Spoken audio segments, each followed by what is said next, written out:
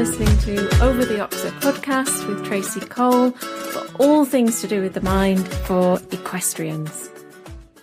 Welcome to the podcast. I want to talk today about something a little bit quirky. I want to talk about something that is quite bizarre, and it's the relationship that is between our brains and our hands. And, well, let's just dive in. It hopefully is a little bit gripping. So if this has ever happened to you, you know, you've memorised your dressage test, or you thought you did, line by line, you've drawn it out, you've practiced it, you've done everything until you can just do it in your sleep. And then you get into the arena and your brain just shuts down. Or you have aimed to memorise a jumping course, show jumping or cross country.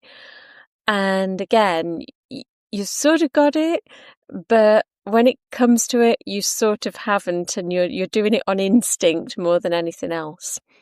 Well, that kind of learning, we've all been there, where we've kind of just hoped that inspiration will come to us in the moment and we can remember which way to go. It makes it quite difficult if we have any kind of performance anxiety on top of that. And we may just have that flutter of nerves. It may not be anxiety as such. It may just be that, you know, we've got those anticipatory nerves, let's say. So we can do something for all of that, for the type of thing where you need to recall something that you've learnt, and it's usually something like a floor plan of some description. So sometimes we spend so much time training our horses and training ourselves physically, but we actually forget to train our brains. And there is a simple physical trick that could help your brain to lock in those memories more easily and then recall them when you need them most. So it's a little bit of a life hack. It has been floating around for some time. It comes from a research study in 2013. So this study, which was comically called, which I always find a little bit amusing because usually scientific articles don't necessarily have any kind of humour to them, but it was called Getting a Grip on Memory. And it was led by Ruth Propper at Montclair State University. So what you have to do was try and think about how to activate the right part, the correct, I should say, not right and left, but the correct part of your brain. So we know that the right side of our body is controlled by the left side of the brain, and the left side of the body is controlled by the right side of the brain. And it's this cross-wire system. And so when you squeeze your right hand, you're essentially knocking on the door of your left brain. And when you squeeze your left hand, you're sending a signal to your right brain. Now, what does that really matter if you're trying to remember a course or a dressage test?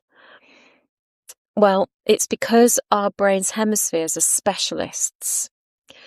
So the theory suggests that your left brain, activated by squeezing your right hand, is the primary engine for encoding information. So it's the part of the brain that's the recorder, the one that's actively listening, the one that does the processing of any information that's sent to it, the one that kind of writes it all down, if you like, when you're studying for a test or you're trying to remember something. Now, your right brain is activated when you squeeze your left hand, and it's a specialist for retrieval of all that information. So it's more like a search engine, the one that can look for the specific recording that you need and pull out the details when you need them. So based on the research from 2013, the sequence for optimal recall, specifically for right-handed individuals, if you are a left-handed individual, swap everything over, is right hand to put the stuff into your head and then left hand to recall it. So let's just break it down a little bit. Let's say we've got a rider who wants to memorise a jumping course. So let's say the plan of the course is taped onto a post, or you're actually going to walk the course. So you need to encode the information. So you use your right hand. Okay.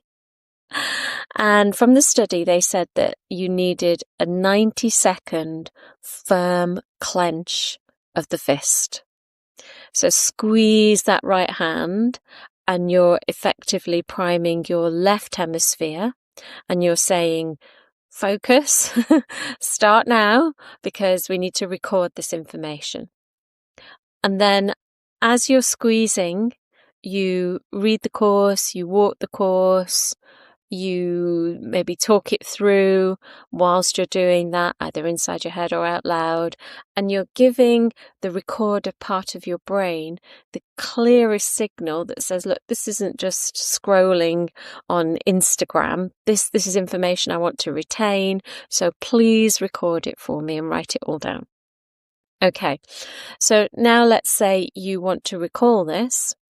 Either you want to just test yourself, or, you're the next horse to go and you're at the gate.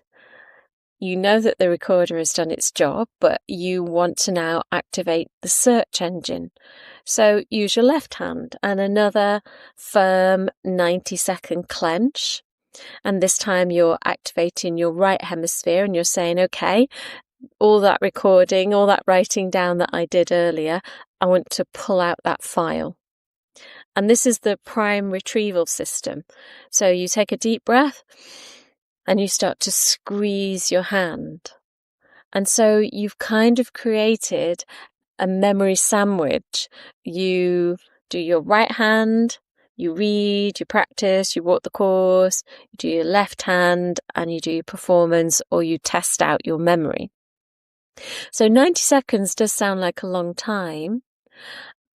Well, you don't have to clench your hand into a dramatic fist. You can subtly squeeze.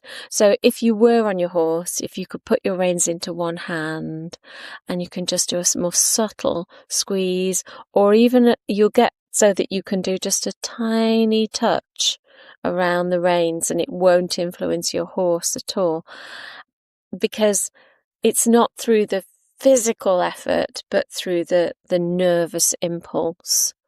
So I know this was quite a small study done in 2013, but the people who were right-handed and they did the right and then the left showed a better performance. It wasn't statistically significant across all measures, but it did mean that they could, in general, retain and recall information better. If you're left-handed, then to put the information in, use your left hand, and then to recall, use your right. So it's not going to guarantee you, 70 plus scores and clear rounds all the time. It's not as strong as maybe a visualization process, but it's one small physical way that you can help to anchor and give your brain and yourself a fighting chance against the performance anxiety that might be of the type where you're wondering if you really have got this in your memory. Have a little go. Let me know how it goes. I'm going to have a little go as well. You could always test it out with something non-written, like count to 10 in a foreign language or something, and see if that works for you. Take care, and I'll see you again really soon.